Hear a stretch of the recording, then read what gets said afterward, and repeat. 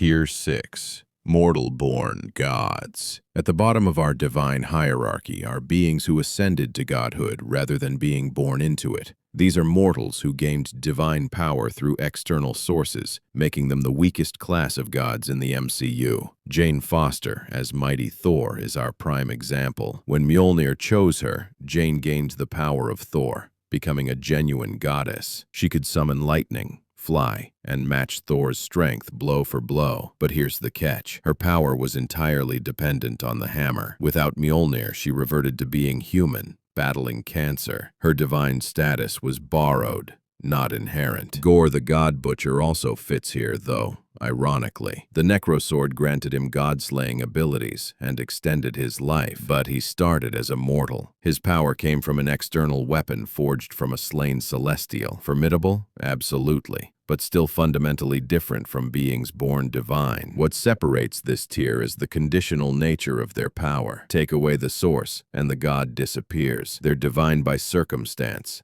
not by nature. Tier 5. Pantheon gods. Now we enter the realm of true gods, beings born divine who rule over mortal realms and embody specific aspects of reality. The Asgardians dominate this category. Thor, the god of thunder, can summon devastating storms and wields weapons forged in dying stars. Heimdall sees across the cosmos. Frigga mastered sorcery beyond most mortals' comprehension. These aren't humans with powers. They're a fundamentally different species that ages slowly and draws strength from Asgard itself. The Egyptian gods from Moon Knight operate similarly. Khonshu, Amit, and the others were worshipped across Earth, granting powers to their avatars and manipulating events from their imprisonment. They're immortal, possess vast knowledge, and can bestow supernatural abilities on chosen humans. But here's what limits this tier. They're tied to specific domains and realms. Asgardians drew much of their strength from Asgard itself. When it was destroyed, something was lost. The Egyptian gods need avatars to physically interact with Earth. They're powerful within their sphere of influence, but constrained by cosmic law and geography. Thor in his prime exemplifies this tier's ceiling. With Stormbreaker, he nearly killed Thanos with all 6 Infinity Stones. That's planet-busting, army-destroying power. Yet he still operates on a scale where individual combat matters, where strategy and weapons make a difference. Tier 4. Elder Gods and Cosmic Abstracts. Here's where things escalate dramatically. These beings predate most of reality and embody fundamental forces rather than just wielding them. The Eternals version of gods appears in this tier. Arishem and the Celestials aren't just powerful, they're architects. They seed planets with life, nurture civilizations for thousands of years, then harvest them to birth new celestials. A single celestial emerging destroys an entire planet. Arishem towers over Earth itself, existing on a scale where human concerns are microscopic. Dormammu from Doctor Strange represents another aspect of this tier. He doesn't live in our dimension. He is a dimension. The dark dimension sustains him, and he consumes entire universes across timelines. Strange didn't defeat Dormammu through power. He trapped him in a temporal loop until Dormammu got annoyed enough to negotiate. That's the only reason Earth survived. The living tribunal has been referenced in the MCU. Statues in Loki, mentions in multiverse content. In Marvel lore, the tribunal judges entire realities and maintains balance across the multiverse. If this entity ever appears in full, they'd operate on a scale beyond comprehension. What defines Tier 4 is existential scale. These beings don't fight battles. They decide the fate of civilizations with their mere presence. They exist across dimensions,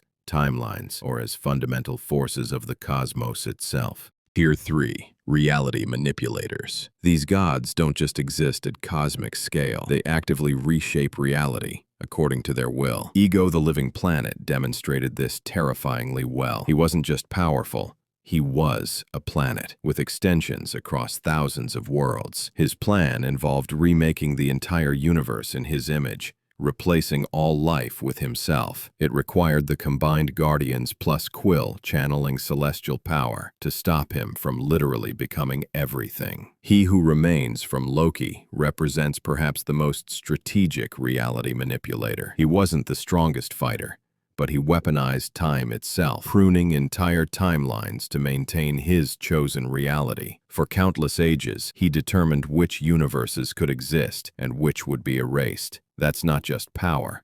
That's being the editor of reality. Scarlet Witch, at her peak, deserves mention here, though she's technically not a god. Her chaos magic in Multiverse of Madness let her rewrite probability, dreamwalk across universes, and nearly tear apart the fabric of the multiverse hunting America Chavez. The Darkhold amplified her until she operated on a godlike scale. The defining characteristic of Tier 3 is agency over reality itself. These beings don't just survive in the cosmos, they actively write and rewrite it. Tier 2. Multiversal entities.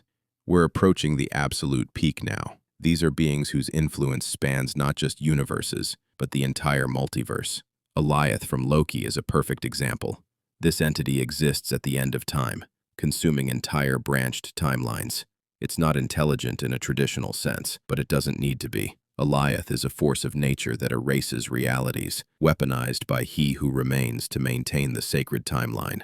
The Watcher observes all realities simultaneously. Uatu has witnessed every event across infinite universes, existing outside them while seeing everything. In What If, when he finally intervened, his power dwarfed most beings we'd seen. He could pluck heroes from across the multiverse, exist in the space between universes, and only feared beings like Ultron with the Infinity Stones.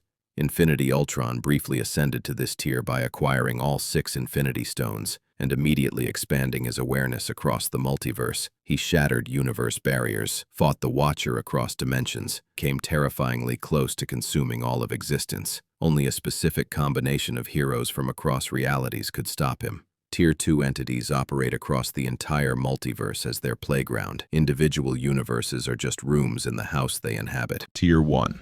The one above all. At the absolute pinnacle sits an entity only referenced, never shown, the one above all. In Marvel Comics, this is the supreme being, the creator of all celestials, all realities, all existence. The MCU has hinted at this hierarchy through the celestials' existence and references in cosmic storylines. If the one above all exists in the MCU as in the comics, this entity doesn't just manipulate reality. This entity is reality. Everything else, from Dormammu to Arishem to He Who Remains, operates within systems and rules established by this ultimate source. Why place this at Tier 1?